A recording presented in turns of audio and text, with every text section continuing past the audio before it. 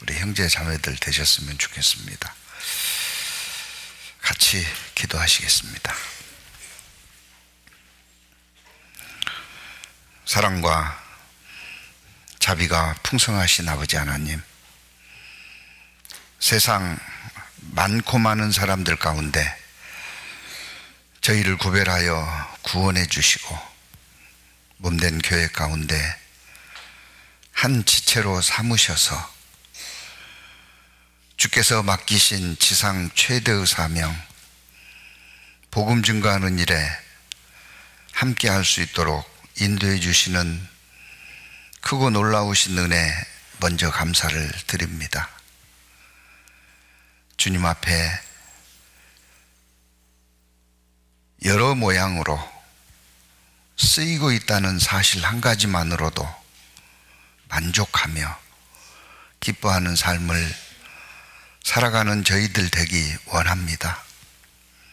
계속해서 말씀 가운데 가르쳐 주시고 인도하여 주심으로 자족하며 살아가는 저희들 될 수 있도록 역사해 주시기를 부탁드립니다. 특별히 여러 가지 형편과 사정으로 이 자리에 함께 하지 못한 우리 형제 자매들, 어느 곳에 있든지 주님 능력과 은혜 가운데 돌보아 주시고 함께 해 주시기를 부탁드립니다. 여러 가지 처해 있는 사정과 형편으로부터 이겨낼 수 있는 힘을 허락해 주시고 또 그 환경들을 변화시켜 주셔서 얼굴을 대면하고 함께 할 수 있도록 인도해 주시기를 또한 부탁드립니다. 특별히 병중에 있는 성도들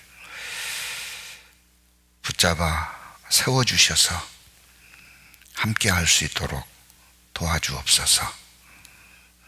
주님 앞에 귀히 쓰임받는 저희들이 될 수 있도록 이 한 시간 또한 시작하는 시간부터 마치는 시간까지 말씀에 청종할 수 있도록 집중할 수 있도록 도와주시기를 부탁드리오며 저희를 구원하시고 살아계시는 우리 주 예수 그리스도의 이름으로 감사하며 기도드립니다. 아멘.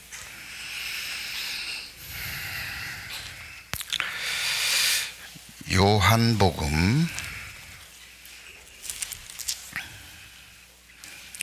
13장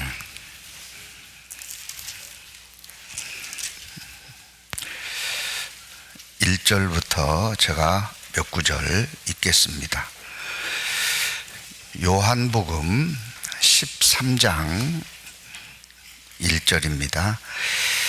유월절 전에 예수께서 자기가 세상을 떠나 아버지께로 돌아가실 때가 이른 줄 아시고 세상에 있는 자기 사람들을 사랑하시되 끝까지 사랑하시니라. 마귀가 벌써 시몬의 아들 가롯 유다의 마음에 예수를 팔려는 생각을 넣었더니 저녁 먹는 중 예수는 아버지께서 모든 것을 자기 손에 맡기신 것과 또 자기가 하나님께로부터 오셨다가 하나님께로 돌아가실 것을 아시고 저녁 잡수시던 자리에서 일어나 겉옷을 벗고 수건을 가져다가 허리에 두르시고 이에 대야에 물을 담아 제자들의 발을 씻기시고 그 두르신 수건으로 씻기시기를 시작하여 시몬 베드로에게 이르시니 가로되 주여 주께서 내 발을 씻기시니나이까. 예수께서 대답하여 가라사대 나의 하는 것을 내가 이제는 알지 못하나 이후에는 알리라. 베드로가 가로되 내 발을 절대로 씻기지 못하시리이다. 예수께서 대답하시되 내가 너를 씻기지 아니하면 내가 나와 상관이 없느니라. 시몬 베드로가 가로되 주여 내 발뿐 아니라 손과 머리도 씻겨 주옵소서. 예수께서 가라사대 이미 목욕한 자는 발밖에 씻을 필요가 없느니라. 온 몸이 깨끗하니라. 너희가 깨끗하나 다는 아니니라 하시니 이는 자기를 팔 자가 누구인지 아심이라. 그러므로 다는 깨끗이 아니하다 하시니라. 저희 발을 씻기신 후에 옷을 입으시고 다시 앉아 저희에게 이르시되 내가 너희에게 행한 것을 너희가 아느냐. 너희가 나를 선생이라 또는 주라 하니 너희 말이 옳도다. 내가 그러하다. 내가 주와 또는 선생이 되어 너희 발을 씻겠으니 같이 읽습니다. 너희도 서로 발을 씻기는 것이 옳으니라. 내가 너희에게 행한 것 같이 읽습니다. 너희도 행하게 하려 하여 본을 보였노라. 내가 진실로 너희에게 이르노니 종이 상전보다 크지 못하고 보냄을 받은 자가 보낸 자보다 크지 못하니 같이 읽습니다. 너희가 이것을 알고 행하면 복이 있으리라. 네. 매번 설교가 정해질 때마다 무슨 말씀으로 형제 자매들에게 영의 양식을 공급해야 될까, 이게 보통 문제가 아닙니다. 설교는 왜 그렇게 자주 돌아오는지도 모르겠고요. 그래서 오늘 설교 제목 보셨습니까? 뭐죠? 진짜 하고 싶은 일과 진짜 해야 하는 일입니다. 제가 어렸을 때요, 솜씨 좋다는 칭찬을 많이 받았습니다. 자랑은 아니고요, 그랬다는 겁니다. 그래서 제가 어린 시절에 진짜 하고 싶은 일이 있었어요. 초등학교 5학년 때쯤으로 기억을 하는데, 장래 희망을 발표하는 시간이었습니다. 그래서 앞에 나가서 자랑스럽게 장래 하고 싶은 희망에 대해서 발표를 했습니다. 그리고 하교 후에 집에 돌아와 가지고요, 아버지한테 얼마나 혼났는지 모릅니다.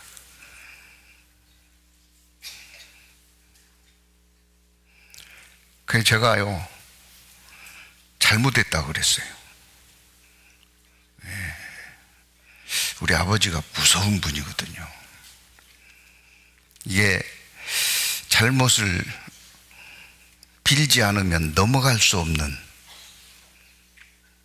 근데 그때 왜 잘못했는지는 몰랐습니다. 잘못했다고 해야 될 것 같았어요. 도대체 무슨 일이 있었기에 그런 상황이 전개됐냐면, 제가 목수가 되겠다고 했거든요. 그런데 누가 아버지한테 이야기를 했는지 아버지가 벌써 알고 계셨어요. 저희 아버지는 나름대로 저에 대한 기대가 있었던가 봐요.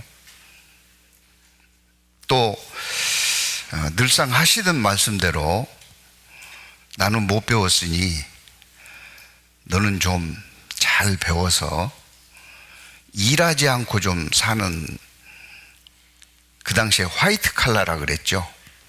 그런 사람이 되었으면 좋겠다는 기대를 갖고 계셨는지 모르겠어요. 근데 저는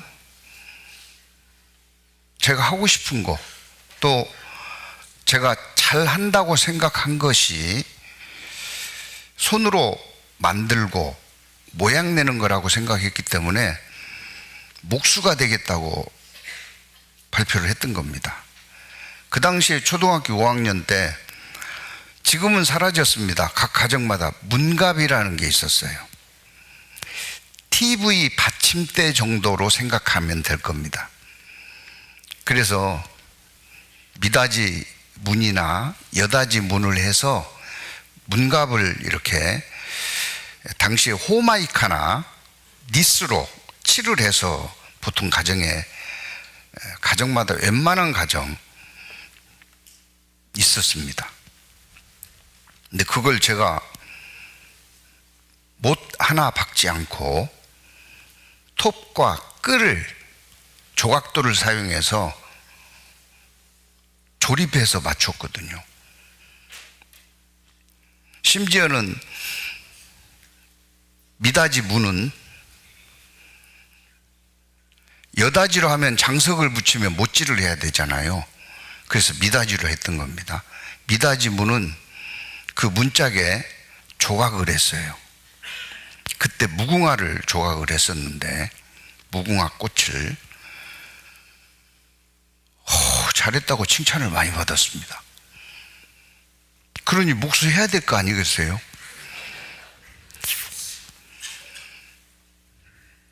그리고 얼마나 혼났는지 몰라요. 진짜 눈이 쏙 빠지게 혼났습니다. 그리고 물었습니다. 그러면 뭐가 돼야 되냐고. 저희 아버지께서 하시는 말씀이 판사가 되라. 판사가 뭔지도 몰랐어요. 그럼 어떻게 해야 판사가 되냐고 물었습니다. 공부를 열심히 해야 된대요. 그 공부 열심히 했습니다. 진짜입니다. 공부 열심히 했어요. 제가 다니는 학교에서는 항상 탑을 했으니까요. 열심히 했어요. 판사를 하려면 법대를 가야 된대요. 그래서 인문계 문과를 지망을 했습니다. 근데 공부를 고등학교 2학년 때 해보니까요, 저거 적성이 안 맞는 것 같았어요. 수학, 물리, 화학, 생물, 지구과학은 그렇게 재밌어요. 근데 세계사, 일반사에 국사, 이거 지나간 거 이것을 왜 배워야 되나. 정말 재미가 없었습니다. 그래서 그때는 이제 머리가 좀 컸잖아요. 난 이과로 가야 되겠다. 그래서 선생님한테요, 이과로 바꿔달라고 그랬어요. 근데 안 된대요. 그래서 할 수 없이 이과를 가기 위해서 혼자 5과목을 공부를 했습니다. 당시에 문과는 수학 원, 물리, 화학, 생물, 지구과학 원만 하면 되는데, 이과는 2를 해야 됩니다. 원하고 한 과목씩 심화 단계인 2를 해야 돼요. 수 2, 물리 2, 화학 2, 생물 2, 지구과학 2. 5권 혼자 독학을 했어요. 대학을 이과로 가기 위해서. 저한테 적성에 딱 맞는 게, 저희 집에 백과사전 2권짜리가 있었어요. 이 정도 두께로 대학 노트 크기보다 큰 백과사전 2권짜리가 있었는데, 초등학교 때부터 심심하면 백과사전을 읽었습니다. 근데 그 백과사전에 별게 다 들었어요.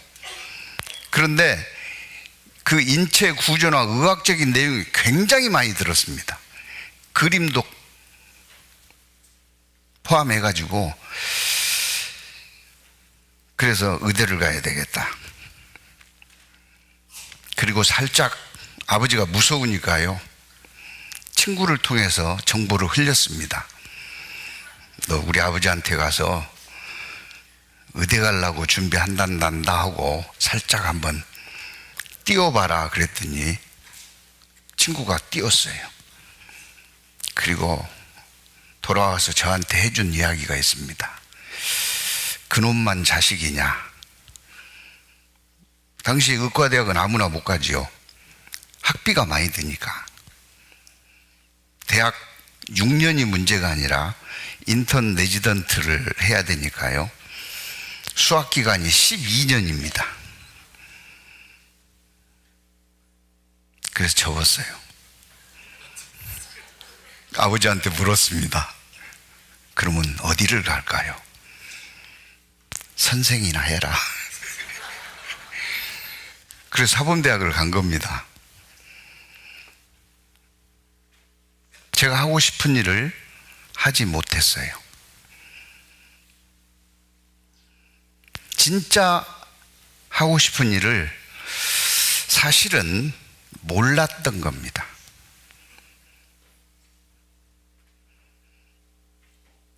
다들 그러잖아요. 자기가 어떤 일을 하면서도 이게 진짜 내가 원하는 일인지 알아요, 몰라요? 몰라요. 요즘 시대 같으면 돈벌이가 되는 학문들을 찾아갑니다. 왜 너도 나도 할 것 없이 초등학교 때부터 의대를 준비하겠어요?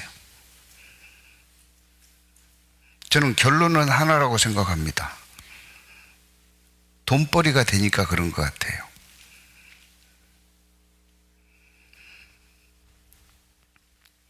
가치관, 명예보다 앞서는 것이 경제적 가치를 두고 있는 것 같습니다. 그래서 그 일을 하면서도 만족하지 못하고 하는 경우도 많고요. 그리고 평생을 삽니다. 죽음 앞에 있을 때 지나온 삶을 되돌아보면 어떤 생각이 들까요? 후회만 남죠. 이럴 줄 알았더라면 이렇게 안 살았을 텐데. 그래서 버킷리스트가 생긴 것 같습니다. 버킷리스트가 뭘까요?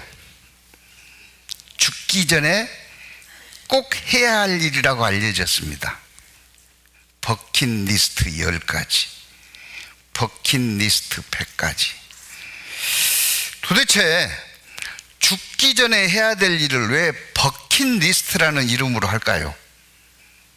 그 버킷이 우리가 익숙한 발음으로 바켓입니다. 바켓 알죠? 물 담아서 이동하는 바켓가 일본식 발음이지만은 버킷입니다. 근데 왜 죽기 전에 해야 될 일에 하필 바켓가 들어가냐? 옛날에 사형 제도가 있었을 때 주로 교수형 제도를 각 나라에서 특히 유럽에서 많이 사용을 했습니다. 그래서 사람을 바켓 위에다 놓고 목을 맸어요. 그리고 킥버킷, 바켓을 발로 툭 차면 그 사람이 목이 대롱대롱 매달려서 죽음을 맞이했습니다. 그래서 버킷 그러면 죽음이에요. 버킷리스트, 죽기 전에 이건 꼭 해야 되겠다는 목록들이죠. 그래서 어떤 사람들은 여행을 가야 되겠다.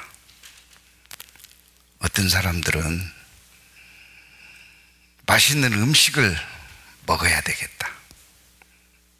어떤 사람들은 누구누구한테 꼭 사과를 해야 되겠다. 어떤 사람들은 사랑을 고백해야 되겠다. 등등의 많은 리스트를 가지고 있습니다. 오늘 요한복음 13장은 저는 개인적으로 예수님의 버킷리스트라고 생각합니다. 십자가의 죽음을 앞두고 예수님은 죽음 앞에 무슨 일을 하셨을까요? 제자들의 발을 씻겼습니다. 이건 단순한 것이 아니라고 생각합니다. 이건 진짜 하고 싶은 일도 아니었을 거라고 생각합니다. 우리는 진짜 하고 싶은 일이 무엇인지 알아야 되지만 진짜 하고 싶은 일을 골라서 하면 안 될 겁니다. 진짜 해야 될 일을 해야 함을 요한복음 13장에서 예수님이 보여주신 것 같습니다. 발은 누가 누구를 씻기는 거예요?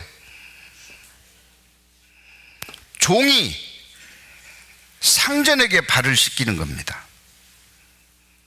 상전이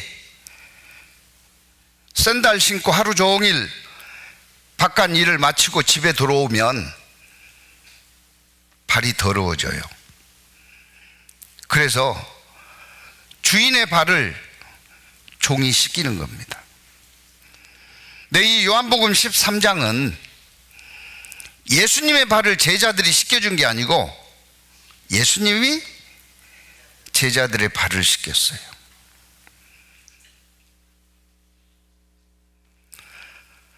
죽음을 앞두고 죽기 전에 예수님은 꼭 이것을 해야 되겠다 하신 겁니다. 예수님의 버킷 리스트라고 제목을 붙이려다가 너무 어려울 것 같아서 진짜 하고 싶은 일, 진짜 해야 하는 일로 바꿨어요.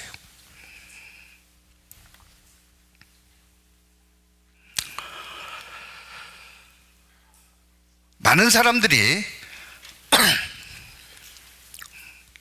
봉사 이야기를 많이 합니다. 봉사가 뭐죠?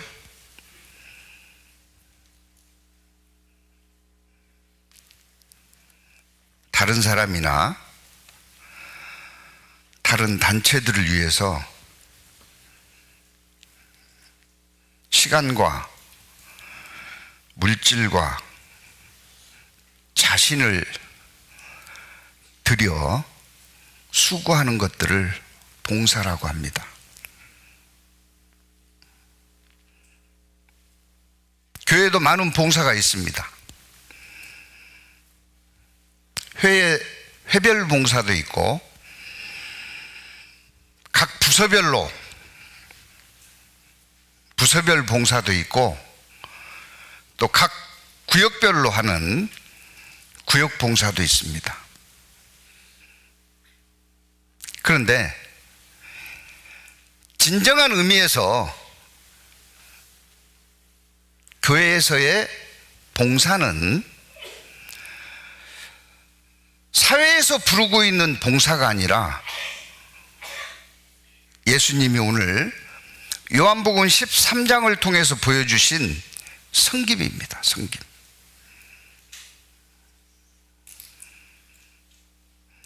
교회에서 봉사는 봉사를 의미하는 것이 아니고 섬김을 의미하는 거다. 그렇다면 봉사와 섬김의 차이는 무엇일까? 봉사는 내가 하고 싶어서 내 의지대로 하는 것이 봉사라고 할 수 있습니다. 섬김은 뭘까요? 해야 되니까. 내 의지가 아니고 주님의 뜻대로 하나님의 뜻대로 희생 헌신하는 것을 섬김이라고 할 수 있습니다. 부제를 붙이자면 오늘 예수님이 보여주신 섬김에 대한 말씀을 드리고 싶습니다.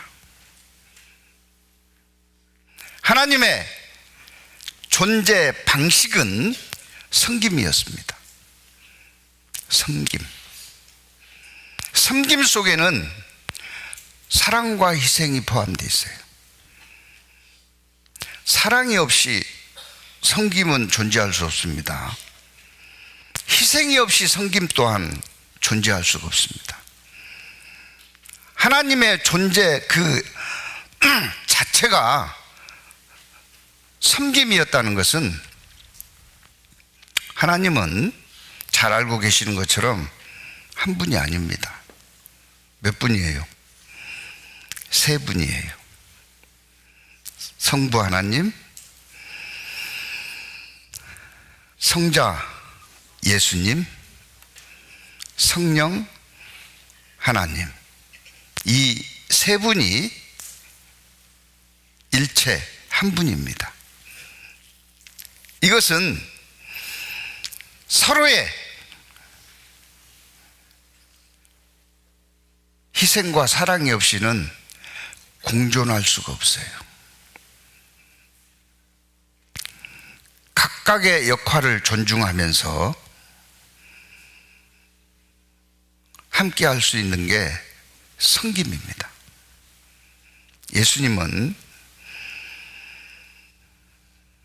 죽음을 앞두고 제자들에게 많은 것을 전했습니다. 내가 십자가에 장로들과 대제사장들에게 고난을 받고 죽을 거라는 죽음을 예고하기도 하고, 죽음으로 끝나지 않고 부활할 것이라는 부활을 예고하기도 하고, 수많은 기적과 이적을 통해서 가르치셨습니다.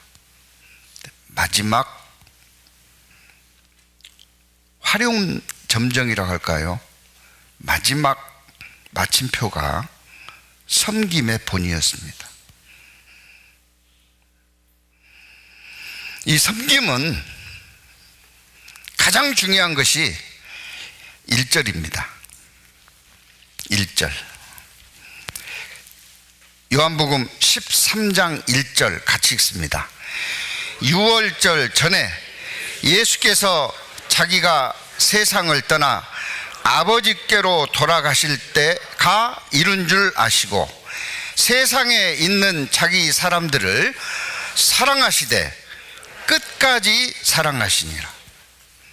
사랑하시되, 사랑의 동기가 섬김의 출발점입니다. 사랑하시되 끝까지 사랑하셨습니다. 하다 마는 건 섬김이 아닙니다. 끝까지.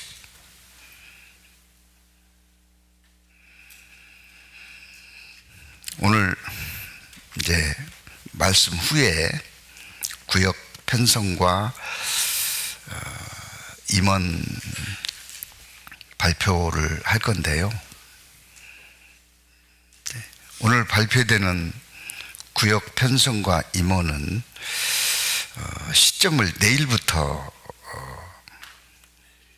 시행하는 것이 오늘 혼란을 막을 수 있겠다. 그래서 발표는 오늘 하지만 시행은 언제부터요? 내일부터입니다. 잊어버리면 안 됩니다. 그래야 오늘 혼란이 없을 것 같아요. 당장 말씀 끝나고 구역별로 모이잖아요. 근데 너는 어디로 가야지? 이러면 얼마나 혼란스럽겠어요. 그래서 또 식사 후에 해별 교제도 마찬가지고, 그래서 의논 끝에 내일부터 2025년 임원과 구역이 시행되면 좋겠다, 그렇게 교제를 나눴습니다. 그래서요, 오늘까지 그동안 수고하셨던 우리 임원들, 또 구역 편성에 함께했던 형제 자매들, 언제까지요?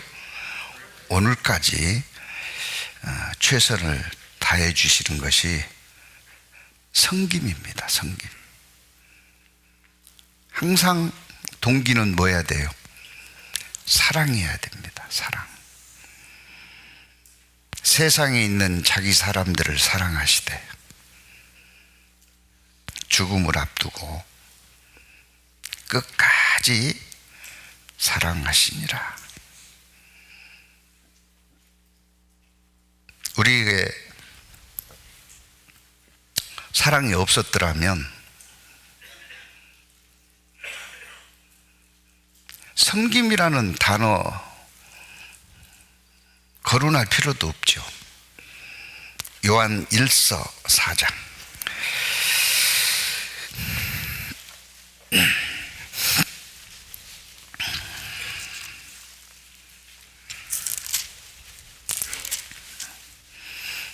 요한 1서 4장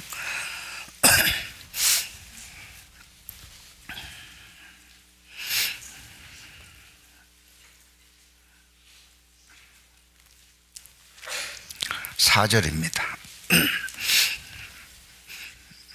자녀들아, 너희가 하나님께 속하였고 또 저희를 이기었나니 이는 너희 안에 계신 이가 세상에 있는 이보다 크심이라. 저희는 세상에 속한 거로 같이 읽습니다. 세상에 속한 말을 하매 세상이 저희 말을 듣느니라. 세상에 속했기 때문에 세상 이야기를 듣는다는 말은 따른다는 거예요. 뭐가 좋네 그러면 나도 해야지. 그래서 이웃집에 누가 사느냐에 따라서 아주 막대한 영향을 받는다잖아요. 제가 미국 단기 선교 갔을 때 이민사회가 그러더라고요. 공항에 누가 마중을 나오느냐에 따라서 이민사회 생활이 결정된대요. 예를 들자면 세탁소 하는 분이 마중 나와서 맞이하면 그분은 세탁소 한대요.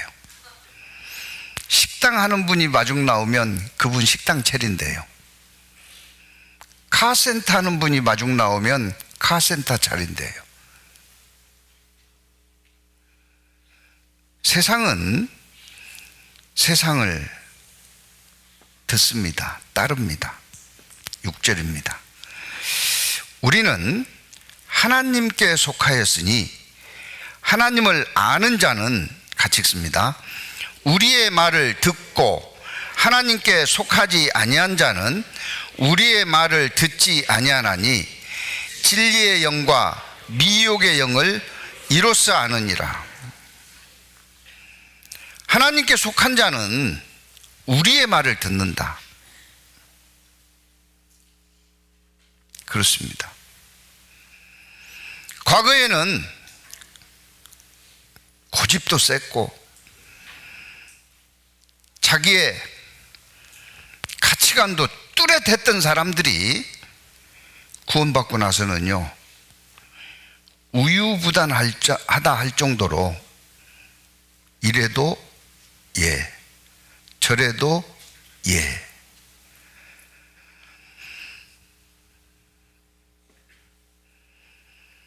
(7절입니다) 사랑하는 자들아, 우리가 서로 사랑하자. 사랑은 하나님께 속한 것이니 사랑하는 자마다 하나님께로 나서 하나님을 알고 사랑하지 아니하는 자는 하나님을 알지 못하나니, 같이 읽습니다. 이는 하나님은 사랑이심이라. 사랑의 실체 하나님이십니다.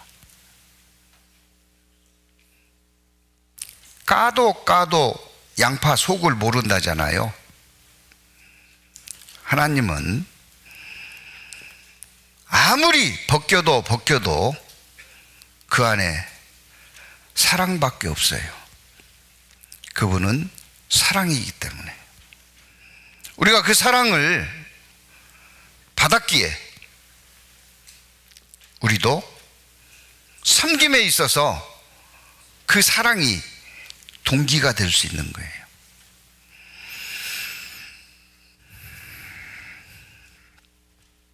(10절입니다) 같이 읽습니다. 사랑은 여기 있으니 우리가 하나님을 사랑한 것이 아니요 오직 하나님이 우리를 사랑하사 우리 죄를 위하여 화목제로 그 아들을 보내셨음이니라.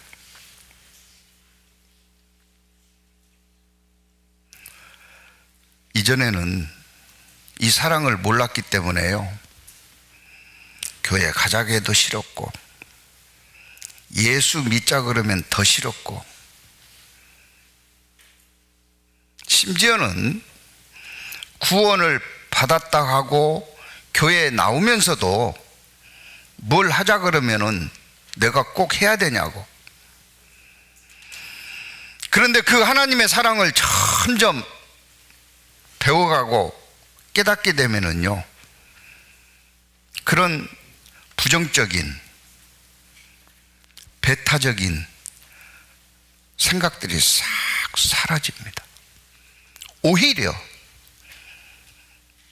사라지는 정도로 그치지 않고 다른 영혼을 사랑할 수 있게 되는 겁니다.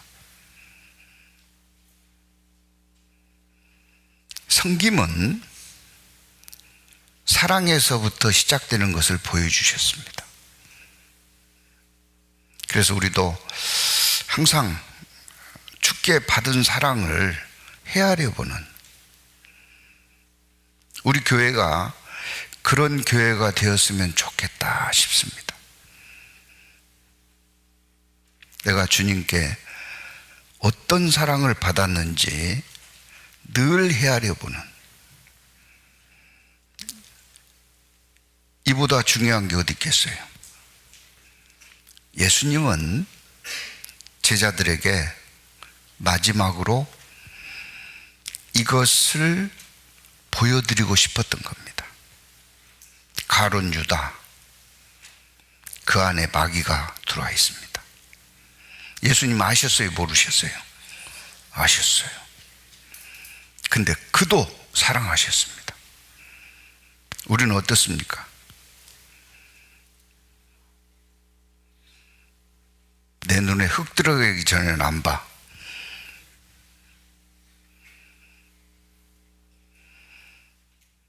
저 형제, 저 자매하고 같은 구역이라면 난 교회 안 나와. 그럴 수는 없습니다. 저도 한 번요, 저도 그런 경험이 있어요. 그래서 그때 많이 사실은 배웠습니다. 저는 선의를 가지고 도왔습니다. 한 형제님의 친척을, 저하고 같은 학교에 근무했거든요. 근데 그분은 그 친척에게 무슨 이야기를 들었는지 악의적으로 저를 대했어요. 그분은 저하고 같은 교회에 있었습니다. 형제 자매들한테 저를 비난하고 공격하기 시작했습니다. 심지어 김아무개 형제가 접니다.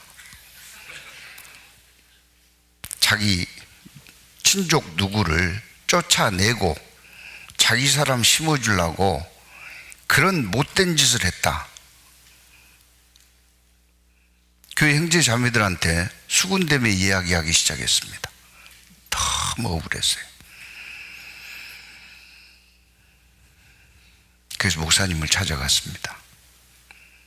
제가 교회는 못 옮기겠고 구역은 바꿔주세요. 저 친구 함께 구역에서 어떻게 같이 있을 수 있냐고. 그랬더니 목사님 대답이 명답이었습니다. 바꿔드릴게요. 아이고, 감사합니다. 그랬어요. 바꿔준대요. 조건이 있습니다. 예? 그 형제하고 사이가 좋아지면 바꿔드리겠습니다.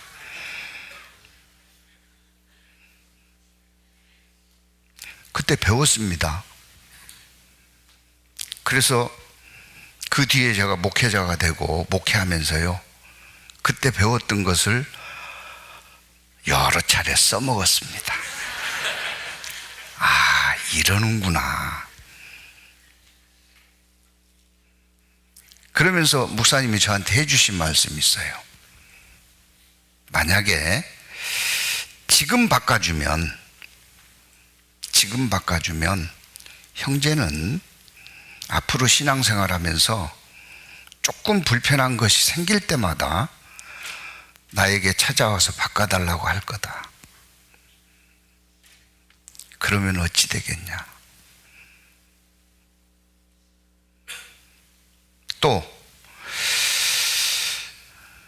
하나님의 입장에서 보면 형제는 정말 억울하다고 한다면 하나님이 트레이닝, 훈련을 시키려고 허락하신 일일 것인데, 훈련소에 입대한 군인이 그 훈련을 기피하고 탈영을 한다면 앞으로 그 군인은 어떻게 쓰일 수 있겠느냐. 그래서 좋은 기회다. 그러면서 욥기 23장 10절 말씀을 저한테 보여드렸어요. 찾아볼까요? 막 찾는 분이 벌써 계시네요. 욥기 23장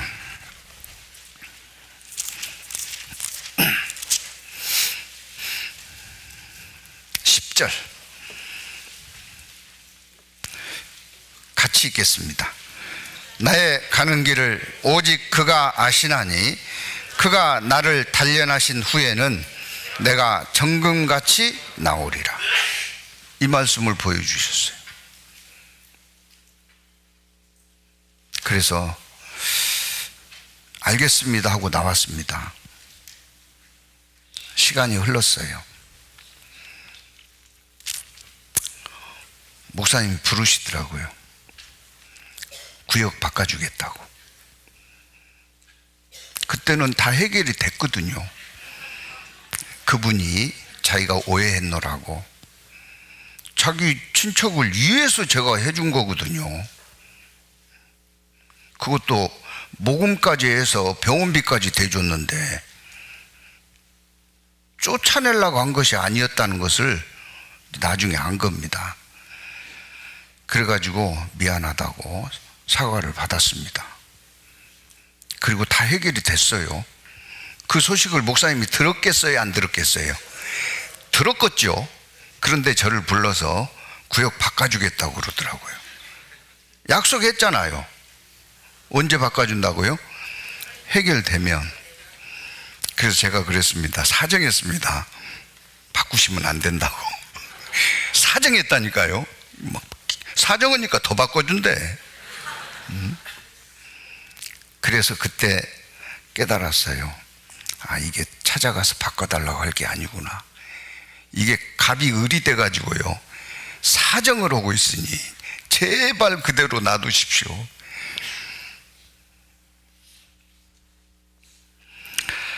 모든 게, 사랑은 허다한 허물을 덮느니라 그랬잖아요. 우리의 섬김은 사랑이 근거가 돼야 된다는 걸 예수님이 딱 보여주신 거예요. 교회에서 하는 봉사는 뭐라고요? 섬김입니다.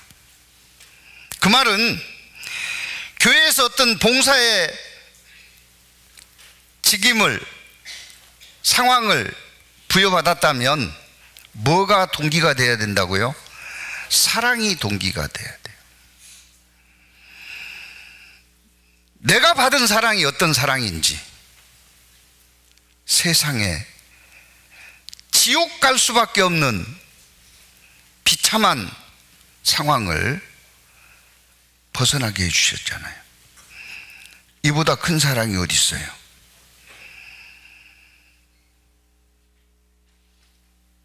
이보다 큰 사랑은 없습니다. 그 사랑을 누가 제게 베풀어 주겠어요?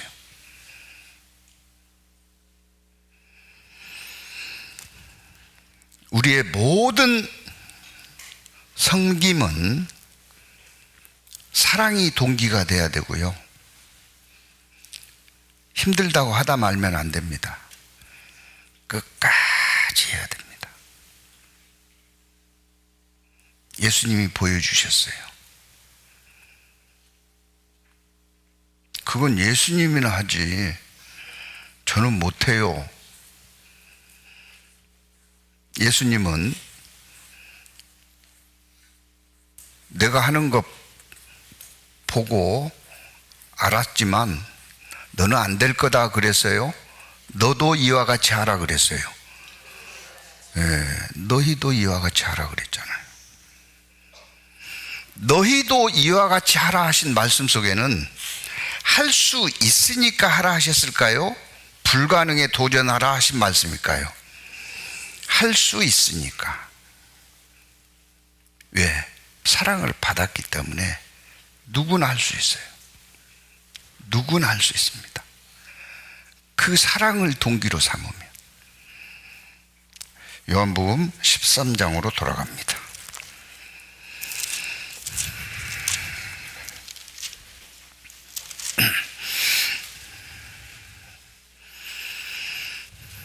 (3절입니다)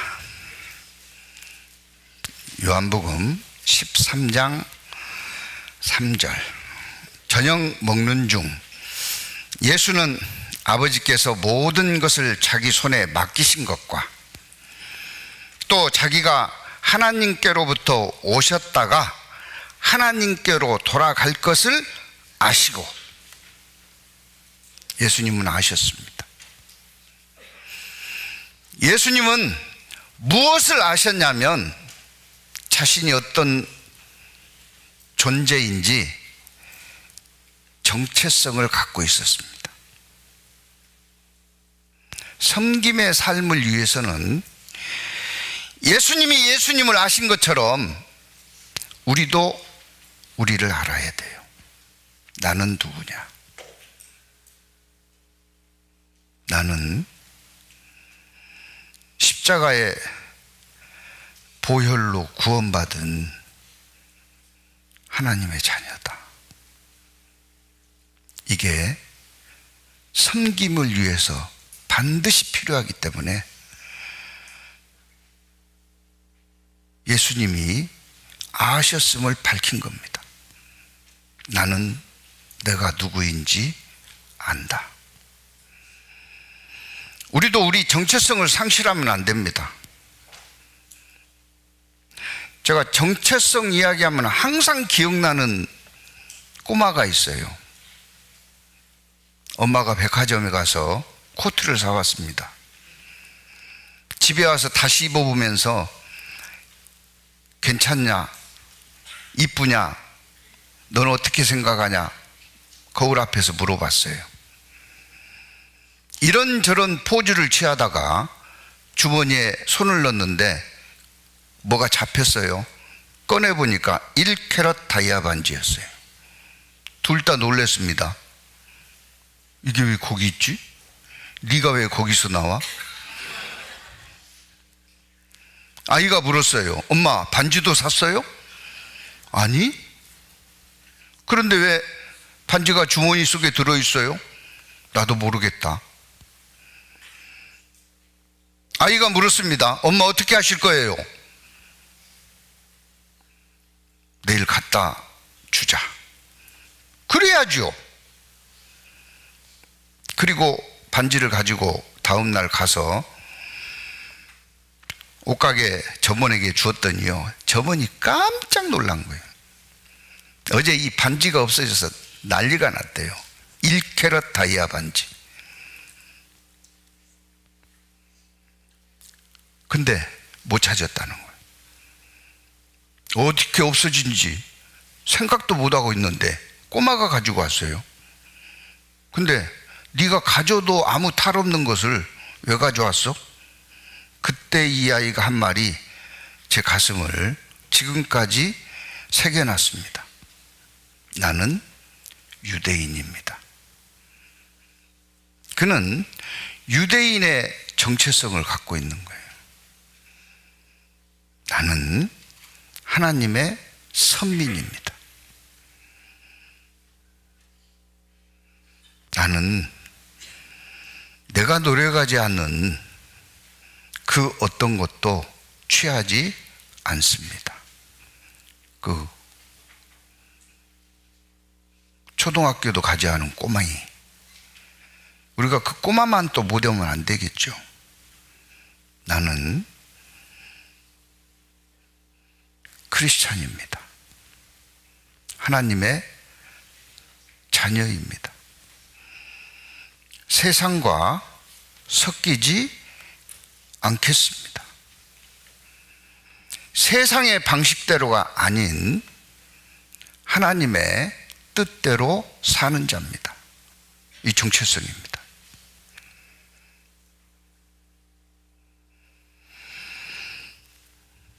예수님은 말씀하셨어요. 하나님께서 모든 것을 내게 맡겼다. 그리고 하나님께서 맡겨주신 가장 중요한 일을 마치면 다시 갈 거다. 예수님은 뭐하러 오셨어요?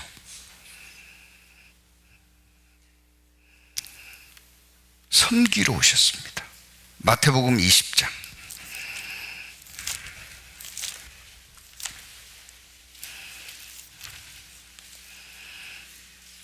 28절.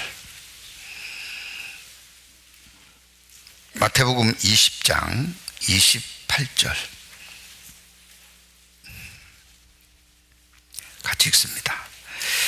인자가 온 것은 섬김을 받으려 함이 아니라 도리어 섬기려 하고 자기 목숨을 많은 사람의 대속물로 주려 함이니라. 예수님의 정체성입니다.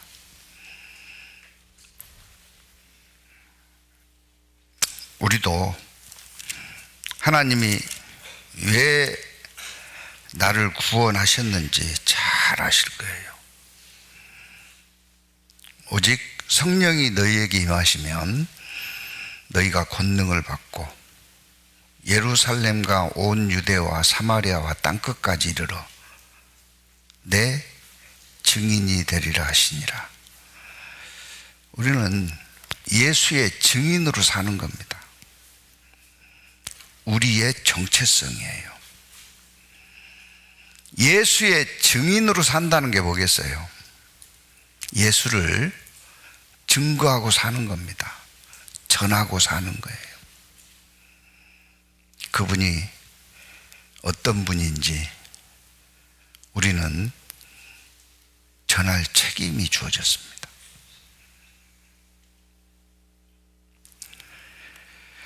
섬김을 실천하기 위해서는 내가 누구인지 알아야 돼요. 요한복음 13장 4절입니다.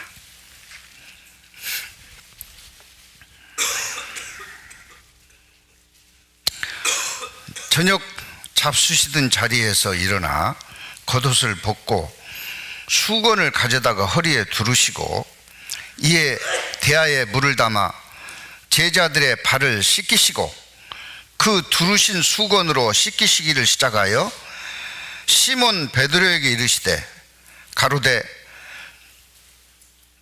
주여 주께서 내 발을 씻기시나이까? 예수께서 대답하여 가라사대 나의 하는 것을 내가 이제는 알지 못하나 이후에는 알리라. 예수님은 섬김의 본을 실제 보여주셨습니다. 씻겨주셨어요. 우리에게 그렇게 살으라고 보여주신 겁니다. 예수님은 항상 행함이 먼저였습니다. 사도행전 1장.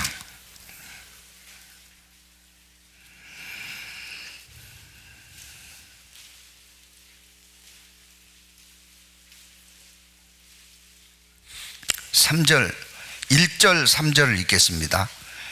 사도행전 1장 1절 3절. 데오빌로요, 내가 먼저 쓴 글에는 무릇 예수의 행하시며 가르치시기를 시작하신부터, 3절입니다.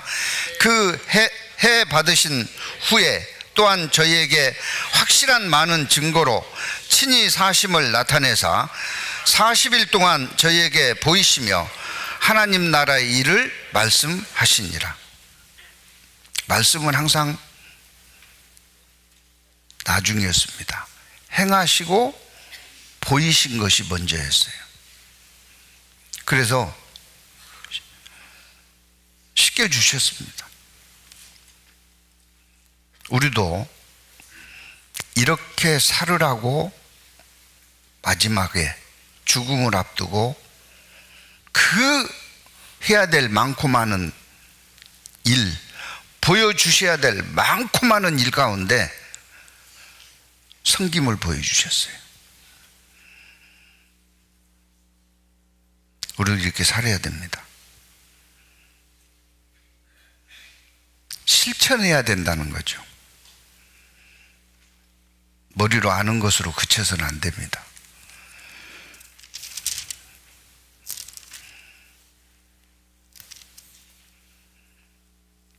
저는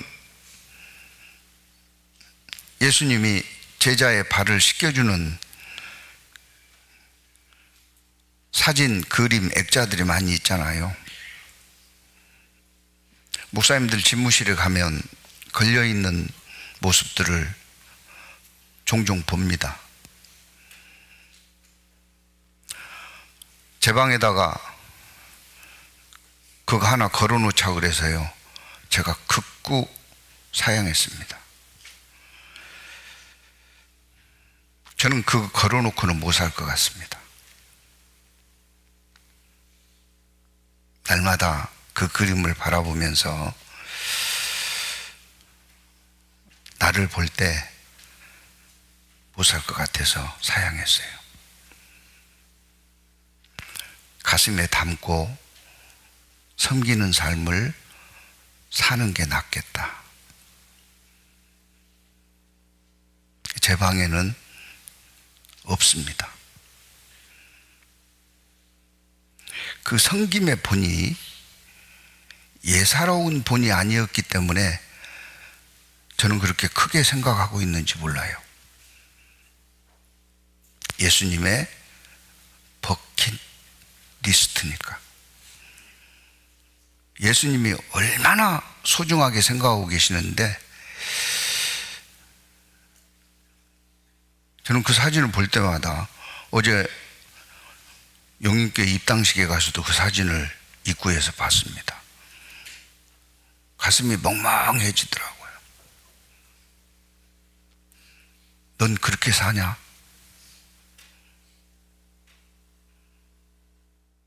예, 더 살아야 되겠습니다. 예수님은 실제 겉옷을 벗고 허리에 수건을 두르시고 제자들의 그 더러운 발을 씻기셨습니다.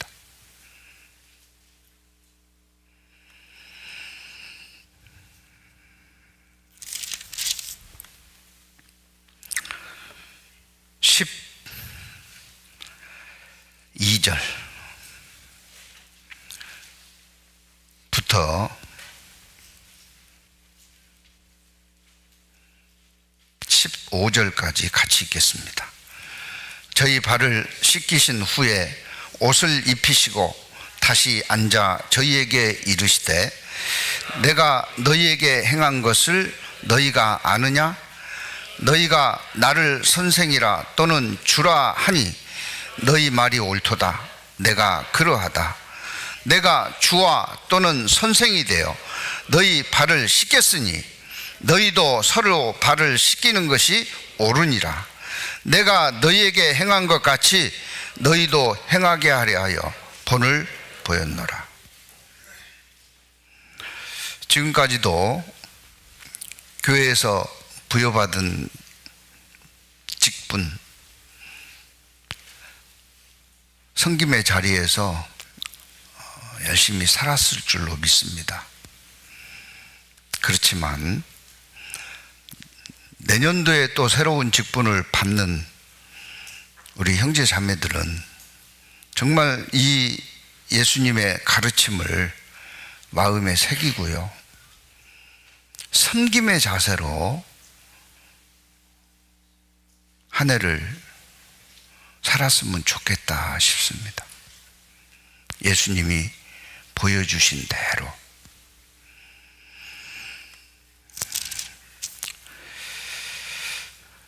(13장 6절입니다) 시몬 베드로에게 이르시니 가로되 주여 주께서 내 발을 씻기시니까? 예수께서 대답하여 가라사대 나의 하는 것을 내가 이제는 알지 못하나 이후에는 알리라.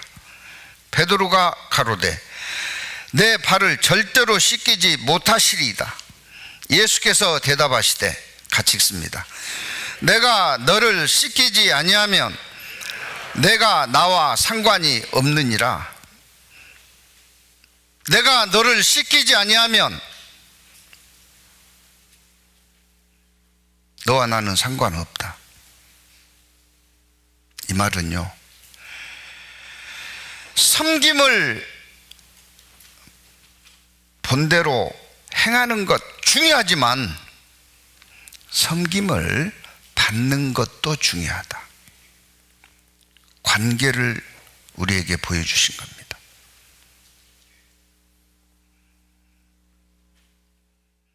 어떤 분들은요,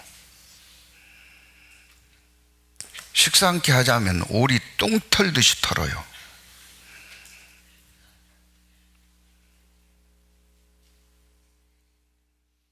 함께 하는 것보다 더 좋은 게 어디 있어요? 차 한잔 하자고 그래도요, 와! 시간 없대. 바쁘대. 항상 바빠.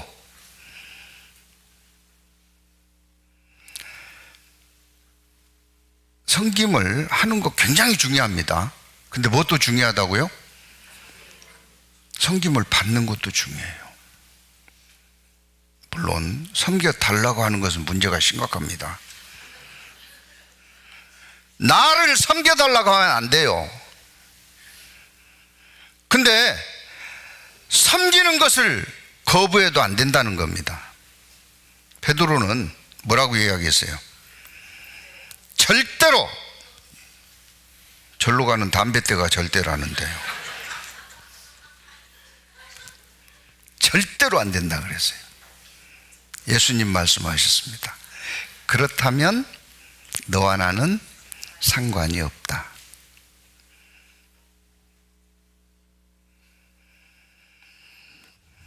중요한 섬김의 본을 보여주신 겁니다. 주거니 받거니 알콩달콩 살으라는 거죠. 우리는 특히 2025년도에는 정말 이 섬김의 모습들을 우리가 많이 보았으면 좋겠습니다.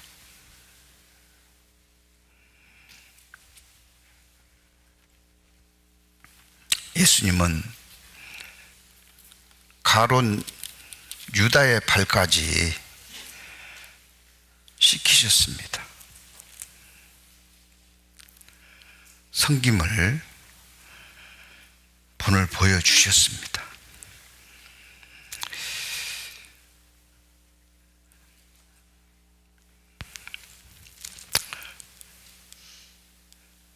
(16절입니다) 내가 진실로 진실로 너희에게 이르노니 종이 상전보다 크지 못하고 보냄을 받은 자가 보낸 자보다 크지 못하니 너희가 이것을 알고 행하면 뒤에 같이 읽습니다. 복이 있느니라. 우리가 섬김의 원리를 정확하게 알고요, 이것을 행하면 뭐가 있다고요? 복이 있습니다. 하나님은 섬김은 존재의 원리입니다. 세 분 하나님이 섬김을 통해서 한 분으로 계실 수 있고요, 그 섬김은 사랑의 동기가 되어서 끝까지 주고 받을 수 있는 게 섬김입니다. 주기를 주장하고 받기를 주장해서는 안 됩니다. 사랑의 동기가 주고받는 출발점이어야 되지, 권리를 주장해서는 안 됩니다. 그 다음에 중요한 게 있어요. 주고 받아야 되는 진짜 중요한 것은 씻김입니다. 발을 어떻게 했어요? 씻겨주셨잖아요.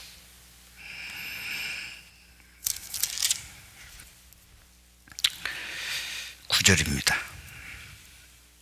시몬 베드로가 가로되 주여 내 발뿐만 아니라 손과 머리도 씻겨주옵소서. 이제 상관없다니까 어떻게 했어요? 예? 머리통 들이대면서요 다 씻겨달라는 거예요. 예수께서 가라사대 이미 목욕한 자는 발밖에 씻을 필요가 없느니라. 온몸이 깨끗하니라. 너희가 깨끗하나 다는 아니니라 하시니. 가론 유다가 끼어 있었기 때문에 다는 아니지만은 목욕한 자는 뭐만 씻으면 돼요? 발만 씻으면 된다. 구원받은 자는 삶 가운데 죄와 허물이 발에 먼지 들어앉듯이 찾아와요, 안 찾아와요? 찾아옵니다. 그것을 섬김으로 씻어내는 거다. 그래서요, 우리 형제 자매들이 있는 곳에 그 씻김이 계속 있어야 돼요. 누가 어떤 일을 했다는 거, 어떤 죄 가운데 빠져 있다는 걸 알면서도요, 육신이 연약하니까 그럴 수 있지, 그러면 안 됩니다. 어떻게 해야 돼요? 발을 씻겨줘야 돼요. 발을 씻겨주라니까. 형제, 자매, 구원받은 사람이 어떻게 그럴 수가 있어? 그건 씻기는 게 아니라 잘라내는 겁니다.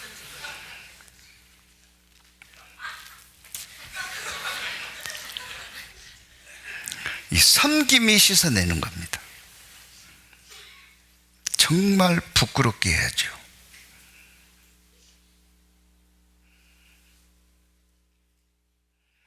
내가 기어이 고쳐야 되겠다. 그건 자기 의입니다.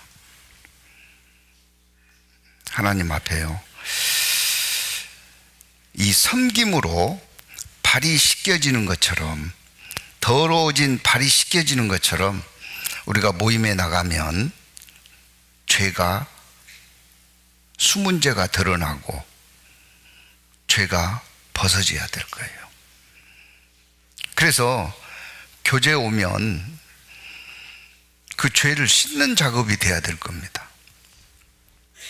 더러워진 발을 씻고 오는 게 교제입니다. 그 결과 어떻게 됐어요? 베드로가 하나님의 맡겨주신 사명을 끝까지 감당해낼 수 있었습니다. 나머지 다른 제자도 마찬가지였습니다. 그 섬김은 씻음을 나타내고, 씻음은 하나님의 사람으로 든든하게 세움의 능력이 있습니다.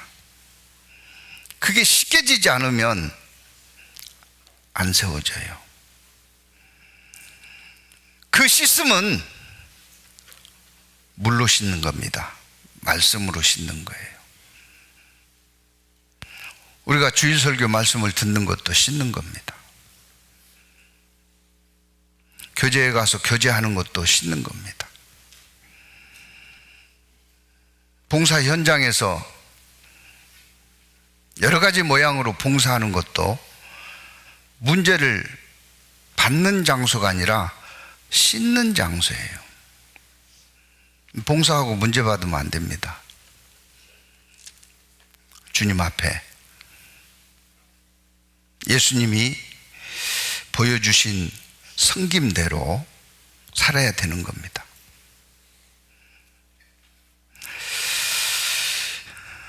진짜 하고 싶은 일, 구원받고 깨달았습니다. 물론 진짜 해야 될 일을 먼저 깨달았어요. 진짜 해야 될 일이 뭐예요? 구원받은 그리스도인들에게 진짜 해야 될 일이 뭐예요? 복음 전하는 겁니다.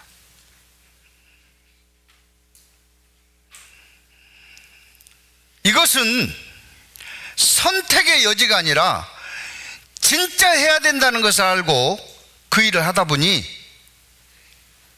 진짜 하고 싶은 일이 됐어요.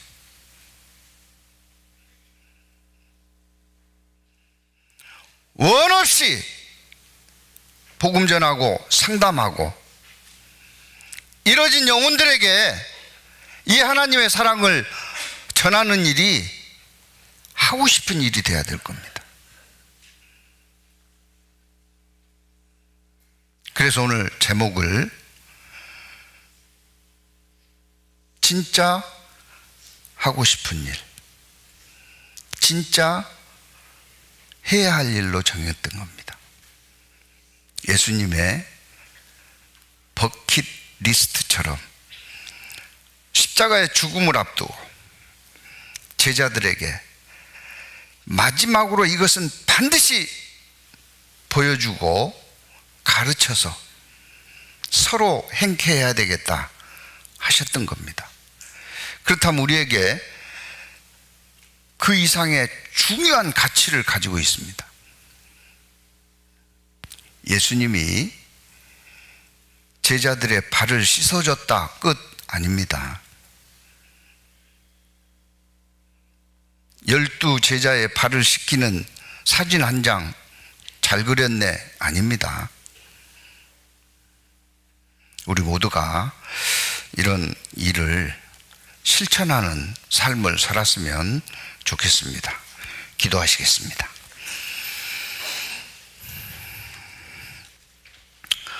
사랑과 자비가 풍성하신 아버지 하나님, 우리 가운데 단 한 사람도 주께서 맡겨 주신 여러 가지 일들을 세상 사람들 하는 것처럼 봉사하는 마음으로, 선심 쓰는 마음으로 하지 말게 하시고, 주님께서 본보여 주신 섬김의 모습으로 주님 오시는 그때까지 끝까지 사랑의 동기로 씻김과 세움의 삶들이 저희 그리스도인 가는 곳마다 드러날 수 있도록 역사해 주시기를 부탁드립니다.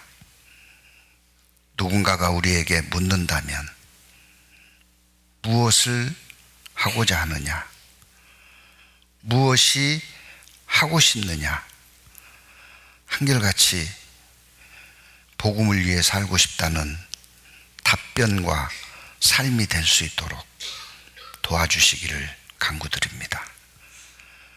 특별히 한 해 동안 수고한 우리의 임원들, 직분과 직임을 맡았던 형제 자매들, 그 노고가 헛되지 않았을 줄로 압니다. 하나님, 특별한 말씀과 은혜로 위로와 격려해 주시고 또 내년에 새 일을 맡을 형제 자매들에게는 새 힘을 허락해 주실 뿐만 아니라 한 해 동안 주님이 보여주신 대로 섬김의 삶을 살아갈 수 있도록 역사해 주시기를 부탁드립니다. 저희를 구원하시고 살아계시는 우리 주 예수 그리스도의 이름으로 감사하며 기도드립니다. 아멘.